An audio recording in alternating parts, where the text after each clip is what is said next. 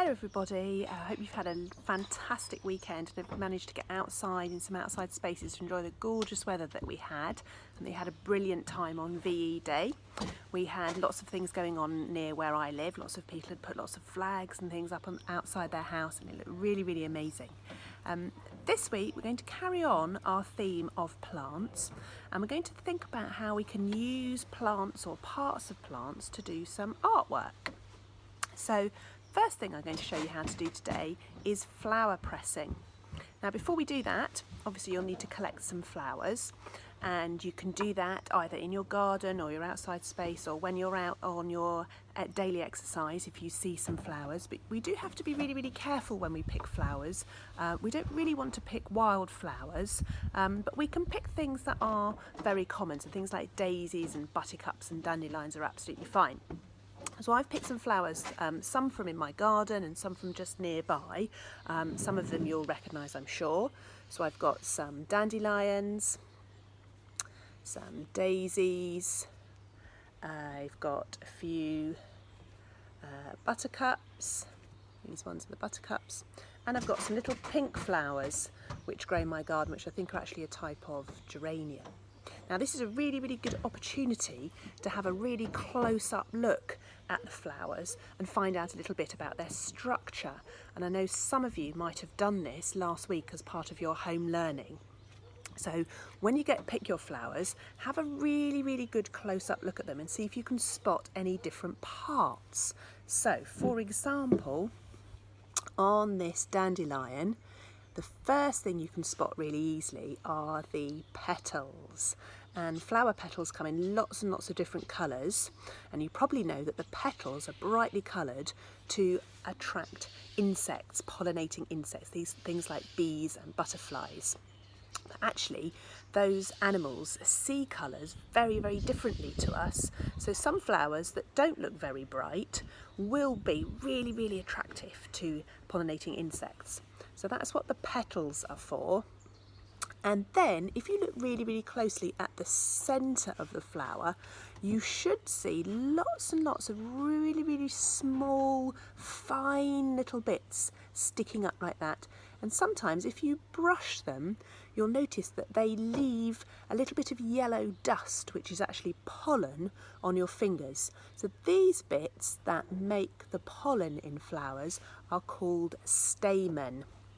And the way I remember that they're called stamen is that the second part of that word men, which is the plural of man, plural means there's lots of them, and there's lots and lots of these stamen all standing up, all making their pollen. The stamen, if you look even closer, you might notice that the stamen are made up of two separate parts. The top part, which is the bit that contains all the pollen, is called the anther. And the anther is held up by a really thin part called the filament. So that makes all the pollen. And lots of you will know that when the insect comes to visit the flower, it brushes up against all of those stamen, and some of the pollen from the anthers rubs off onto the insect, and they carry it away with them when they go and visit another flower. Sometimes people get confused and they say that insects come to flowers to eat the pollen. They do not. What they come for is a sugary sweet liquid called nectar, which is made right down in the bottom of the flower in what's called a nectary. So the insect lands on the flower and it unrolls. Things like butterflies have a really long tongue which they roll up. When they land on the flower, they unroll their tongue and they poke it right down into the flower to suck the nectar out of the nectary. And whilst they're doing that, some of the pollen gets brushed off onto their bodies.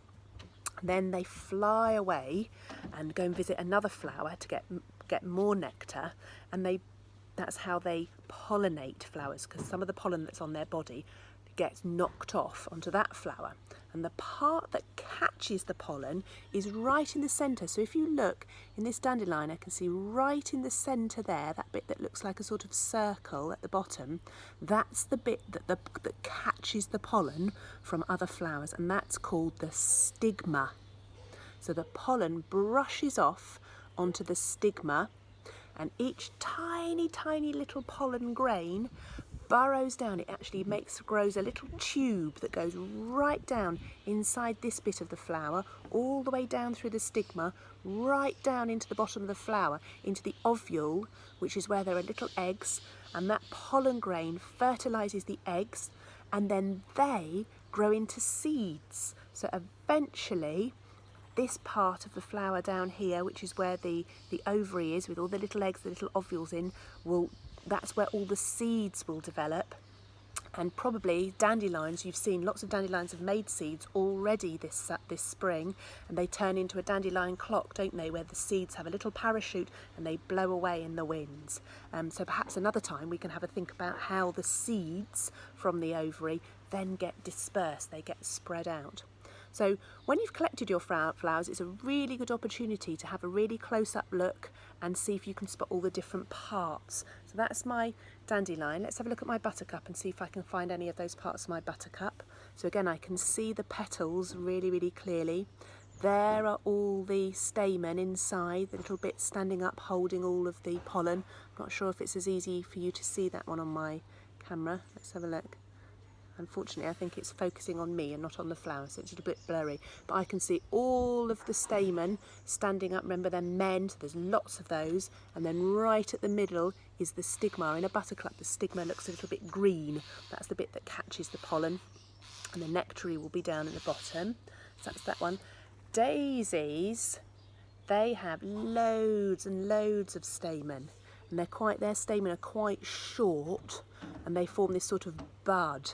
That's where all the pollen is on there. And the stigma is a little bit harder to tell where the stigma is, because it looks very similar to the stamen, but actually the bit in the centre is the stigma on a daisy, a little bit harder to see. And then on my pink flowers, my geranium type flowers, these ones, if I just pull that one open a little bit so you can see, these ones, they have their anthers and filaments. Oh, hang on, try and pull this apart a little bit more. The stamen bit is much lower down. There's the stamen down there, and this bit that stands up is the stigma. So all sorts of different flowers that you can have a look at the moment, and have a look at all the different parts of them and try and find out, see if you can identify the parts and remember what they do. So when you've had a good close look at your flowers, then you can press them.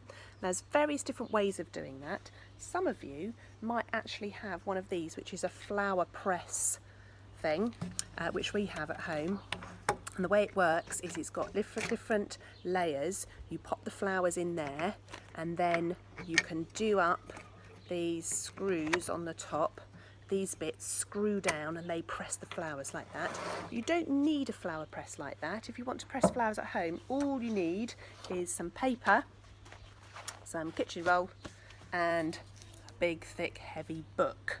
So I'm going to get set up, and then I'll show you how you can press your flowers at home in a minute.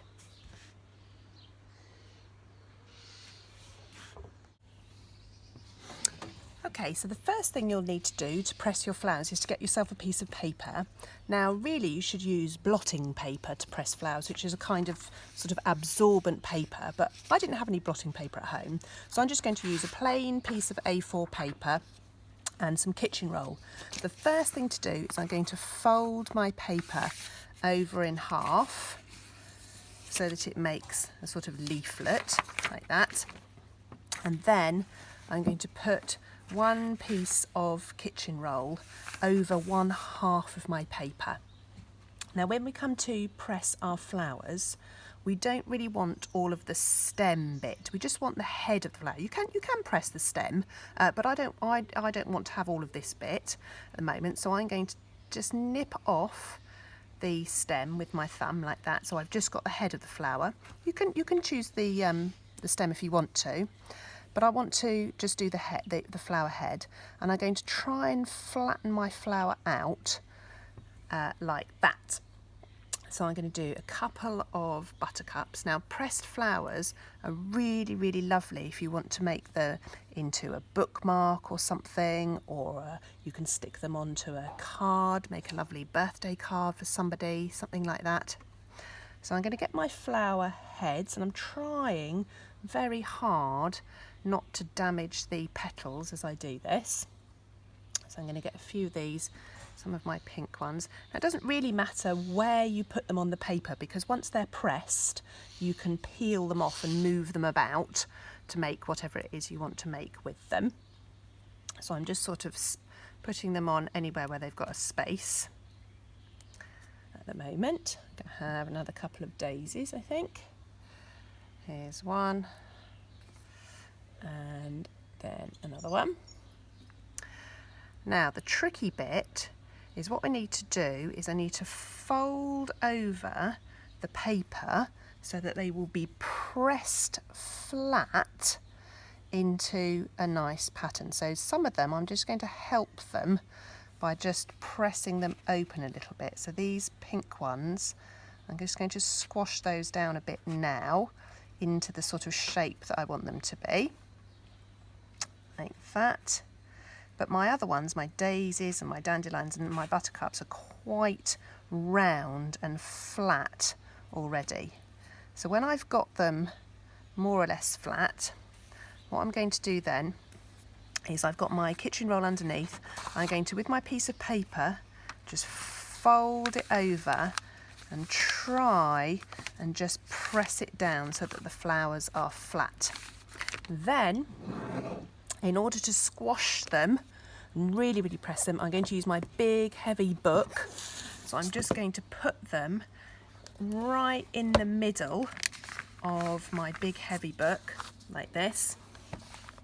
Close my book down, and I'm going to put that on my bookshelf in a minute. So here is my big heavy book with my flowers pressing in the middle. And I'm going to go and put that back on my bookshelf in a minute. And Ruby has set one up in the flower press. So here is her paper leaflet that she's made, and she's just put a flower in there to be pressed. And with a flower press, you put it between these layers of cardboard, and then you tighten up these screws, and that helps to squash the flower. And what happens, the way that the flower gets pressed, is that as it's being squashed, all the moisture, all the water gets squashed out of it and soaked up by the blotting paper, or in this case, the paper towel, hopefully.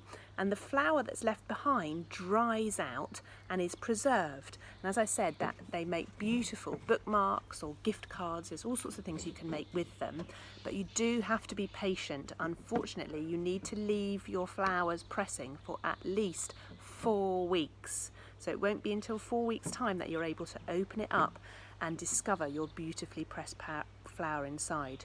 So you do need to be patient. I'm sorry about that. But I hope you have fun getting those set up. And tomorrow I'm going to show you how to use some of the flowers and leaves and new growth that we have at this time of year to make your own ink or paint. Bye.